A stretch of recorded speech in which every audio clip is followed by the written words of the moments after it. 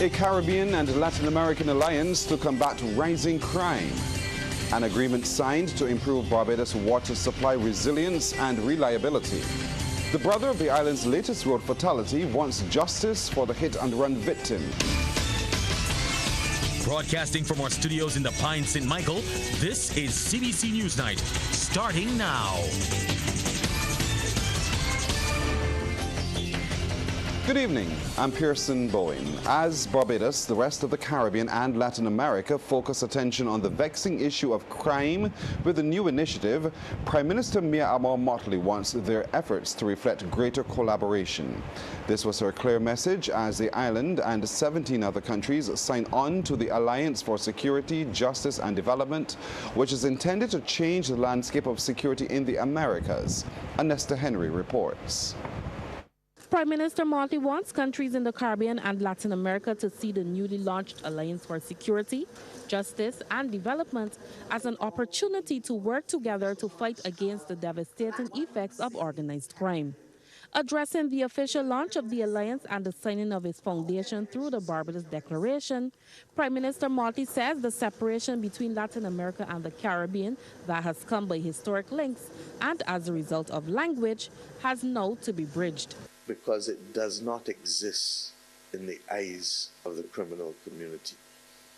We have many prisoners from Latin America in our prison, and I'm sure across the entire Caribbean it is the same. And I have no doubt that Latin America and Central America have many prisoners from the Caribbean who do not speak Spanish but speak other languages, English or French or Dutch. And therefore the lesson that we must leave here is that this alliance and the ability to communicate and partner at the international level, but within our domestic boundaries, will be the only basis for success in wrestling crime to the ground. Ms. Motley adds that while most regions across the world have theaters of war, this region has theaters of conflict and violence. It is up to us to ensure that our region, not just the Caribbean Sea, but the Americas, remain truly a zone of peace. And the zone of peace will come not simply in being happy that there is no formal war, but being satisfied that guns do not play the same role as if there was formal war. The Alliance aims to promote evidence-based regional, sub-regional and national actions and public policies to strengthen institutions, prevent community harms including youth recruitment, and mobilize resources to address and provide coordinated responses to organized crime. Attorney General Dale Marshall says recognizing that vulnerable families become easy fodder for the criminal element, government established the 1,000 Families Initiative to break intergenerational poverty. We're about to implement a system of life coaches. We know the communities where these most vulnerable families live. We understand the dynamics.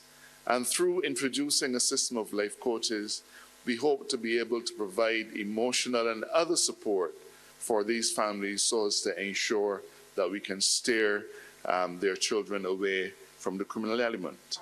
Meanwhile, President of the Inter-American Development Bank, Elan Golfang, says 18 countries and 11 organizations have joined the alliance thus far. 18 of our 26. This is unprecedented. And I must tell you that others are coming, and they will be joining us in the next few days. The alliance was launched during the Regional Security and Justice Summit. Anesta Henry, CBC News. Now at the summit, it was also announced that the United Kingdom is lending a helping hand by injecting millions of dollars into strengthening regional security. The UK's Foreign Secretary David Lammy says the new Labour government will be contributing £27 million to the region to build up law enforcement's intelligence gathering capabilities in the northern and eastern Caribbean. He says this financial assistance will give law enforcement officials the tools to take on criminals and support public campaigns to discourage individuals from turning to violence. Beside this, we're extending for 3 years our support jointly with the United States for criminal justice systems in the region and reform, including here in Barbados. And as I know from my own legal training, you cannot have security without justice and accountability. Finally, we're also proud to partner with the IDB. You've been doing tireless work on security and justice in the region for many years. And I'm announcing on this visit that we're increasing our shareholding in IDB Invest, your private sector arm. And this will allow the bank to double your finances for the region. Mr. Lamy adds that the UK will also be giving £5 million specifically to the One Caribbean Fund to strengthen institutions like CARICOM and the regional security system. Yesterday's early morning hit and run, which resulted in the country's latest road fatality, has left a brother mourning and calling for justice. Crystal Hoyt has that story. A distraught Desmond Beckles at a loss for words as he tries to recount how he learned his brother, 64-year-old Cedric Beckles, had been fatally struck by a motor vehicle early Wednesday morning. I was inside lying down, police come and knocked my door. Called me and told me it was an accident in Waterworks. So they asked me if I'm willing to come and go and see what's going on. I asked the officer, is something wrong? Tell me, just come and see. But they didn't tell me that he was knocked down. It's only after, when they get down to the streets, then the officer told me, tell me, so, are you body dead? Beckles shares that he was the primary caregiver for his brother, who suffered from dementia. He explains that it was not uncommon for his brother to wander. When they can't find him, it's got me worried. I'd be all night. That and I was looking for him the night that he even died. I was looking for him. I stand by my bed. As it relates to details on the incident, police responded to the scene here at Waterford Boulevard in St. Michael, approximately 150 meters south of the Clyde Walcott roundabout, around 1:20 a.m. after receiving a call from a motorist. Upon arrival, ambulance personnel were already on site and confirmed that there were no signs of life. CBC News managed to speak with the motorist who made the call to the authorities. While speaking off camera, he recalls what he witnessed. So as I was coming along Waterford Bottom heading towards the roundabout, I saw a bumper in the road, and what I assumed was cardboard at first. As I got closer, I realized that it was actually a body lying in the road. I immediately called the police. While on the phone with the police, the gentleman was parked by the sign, walked down and started freaking out and saying he can't believe that he hit somebody, he can't believe that he hit somebody. And eventually tucked up his bumper and went into his vehicle and drove off. Myself and another motorist blocked off both sides of the road. Desmond Beckles is now calling for one thing: Find the perpetrator, bring it to justice. Police investigations are ongoing. Crystal Hoyt, CBC News. Crystal, thank you. Coming up, Barbados to ramp up funding of climate-smart agricultural facilities.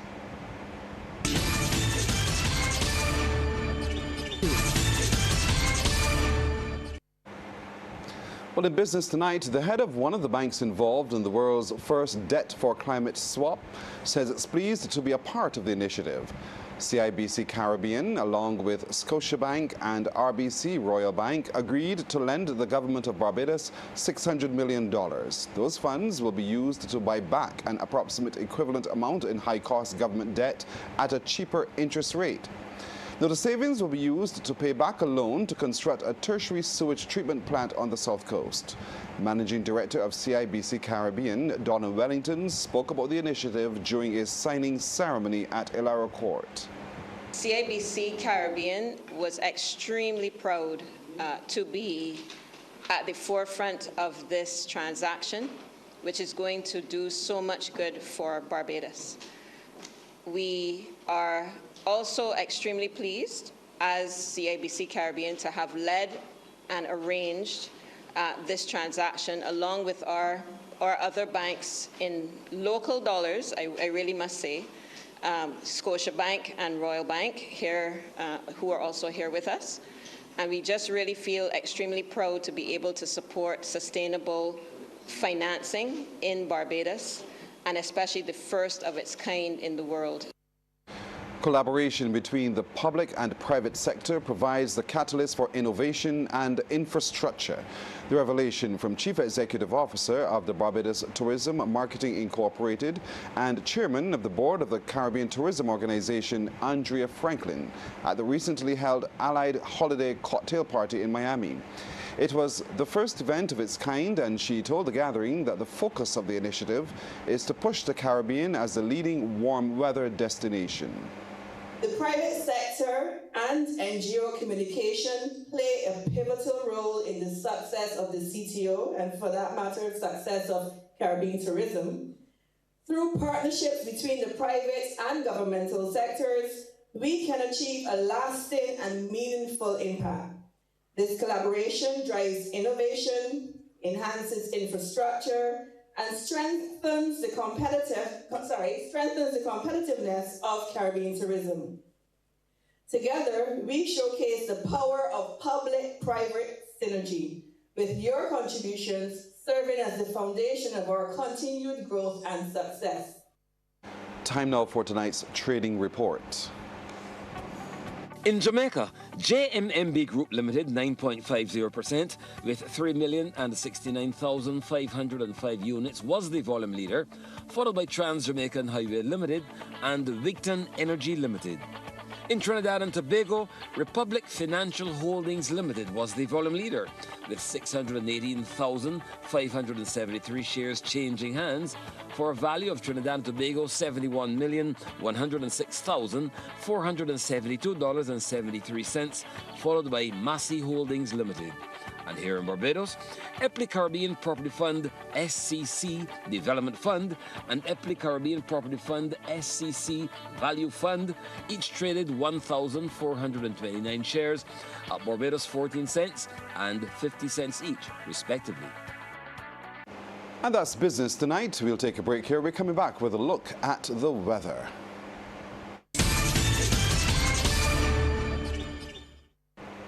What an interesting day in weather we've had today. We're joined this evening to explain all of that and to project for what's coming tomorrow by Carrie-Ann O'Neill. Carrie-Ann, good evening. Good evening to you, Pearson, and good evening, everyone. A trough system is impacting the island. As a result, today we had cloudy skies along with moderate to heavy showers.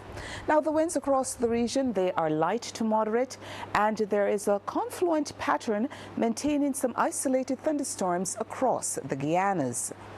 The maximum temperature today was 30 degrees Celsius, the minimum 22 degrees. At present, the temperature stands at 25 degrees Celsius, the relative humidity 85%, the winds, they are variable. We take a look now at some atmospheric conditions across the region where those temperatures are ranging from 23 to 26 degrees Celsius. The humidity shows moisture is building across the central as well as southern islands. And the winds, they are light to moderate across the region. We take a look now at our satellite feed, where a trough system maintained moderate to heavy showers here in Barbados. We had up to 85.2 millimeters of rainfall. Showers also impacted the southern Windward Islands. Meanwhile, those winds are peaking at 13 knots for us here in Barbados. The seas, they are smooth to moderate in open water, with swells peaking at 1.5 meters. Later on tonight, we can expect a mix of clear and cloudy skies along with just a few brief showers. Further south, a confluent pattern maintained isolated thunderstorms across the Guianas. Over now in the Western Caribbean, there is a cold front there, maintaining very wet conditions across northern Bahamas. Elsewhere enjoyed mostly fair skies.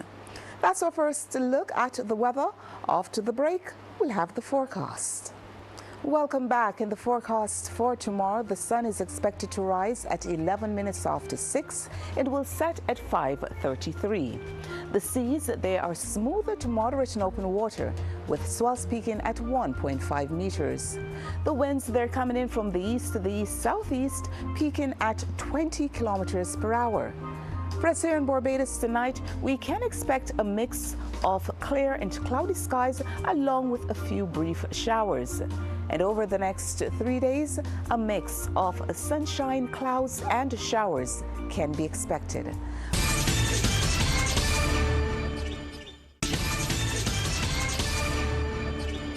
Let's get back over to Mark Seal now for some more sports. Mark. Yes, as promised, volleyball, Harrison College and Christchurch Foundation are champions of the 2024 National Sports Council's Schools Under-19 competition. Playing in the finals at the Wildy Gym last evening, College defeated Barbados Community College in 2 straight sets to win the girls' title, while Foundation claimed the boys' crown also with a straight sets victory over Combermere. CBC's Anmar Goodrich Boys reports. Let's begin with the girls' showdown. A battle between Harrison College to the left of your picture and the Barbados Community College. Intense from the early stages with both teams setting the pace. Before Destiny Lane delivers this little left hand, the crowd loved it. Lane was pretty much just warming up and the BCC were feeling the heat. Another destructive spike, she meant business. The traffic on the floor was heading in one lane. As Destiny continued her rampage, that was standard procedure. Sarah Gittins ensured that BCC were on the scoreboard. Gets this dink to land, it's good. But 8C had a response, and it came through Serenity Miller. Good rally between the teams before Miller gets the delicate touch. 8C took the first set, 25-23. To the second set now. All important for BCC if they were going to revive their hopes of taking the title. They were trailing here again, but Chelsea still delivers on this occasion. BCC were finding their groove now and making the extra effort. Donica Small with a big contribution here. 8C, however, closed out the victory with this touch from guess who? Destiny Lane, and that's that. 8C defeating BCC 25-23, 25-17 to be crowned the girls' champions. Let's move to the boys' final now. Christchurch Foundation versus Combermere. First set, and Foundation were up for the challenge. Nathan Otley on the money. Kareem Johnson was also in the mood for Foundation as Combermere were on the back foot early on. Johnson, that's brilliant. Combermere, however, were looking to fight back, and Enrico Brown with a perfect touch, neat and nice. But the beacons continue to shine bright like diamonds. Darren Scott, a dangerous customer. Foundation took the first set, 25-14. Second set action now, and Foundation continue their dominance. Dominic Durant joins the party, thunderous spike. Durant was enjoying the game even more now and made it miserable for Combermere. Check this out, Foundation with victory in sight.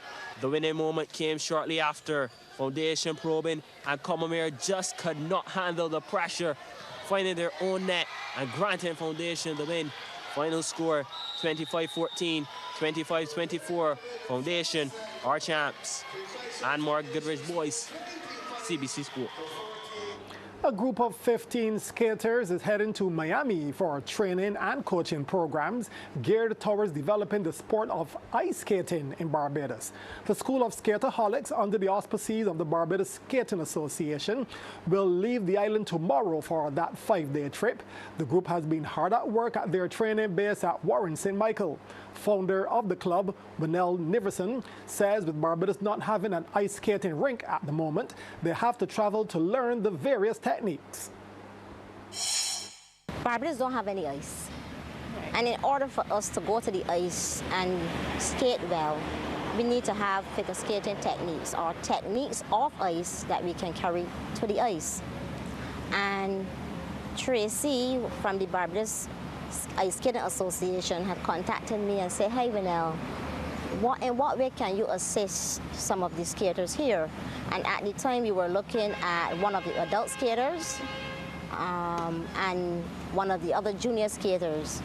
And I say, hey, I think we should start something here in Barbados first, instead of just letting the skaters go randomly out there by one, or not on their own. So I said, let's get back to you, and we'll start officially with a club. On August the 1st, we embark on recruiting persons that were interested in figure skating that we can take to the ice as we grow. Neverson also detailed the plans for the group once they arrive in Miami. We have one adult, more experienced skater. We'll be doing also a Barbados in-house meet where we'll be competing against each other. We'll be learning basic skills because we are quite new in ice skating techniques, figure skating techniques, how to maneuver on the ice, on and off. We also have to adapt to being in the cold. That'll be an interesting transition. Pearson, that's sports. I was about to ask you, have you ever skated? Not on ice. I think I know the answer to that now. The next question. Thank you, Mark. We'll be right back after this break. Well, before we go, we want to say thank you and a pat on the back to 2 police officers who were on patrol and came across a minor accident in the blind corner at Marchfield St. Philip this afternoon around 4:30. They stopped, they directed traffic until the insurance officials came and cleared the scene. In doing so, they ensured the safety of those involved, who were grateful for their assistance. So too are we. That's our time tonight. Thank you for spending it with us. I'm Pearson Bowen. For the crew, to all of you, good night. By God's will, we'll see you tomorrow.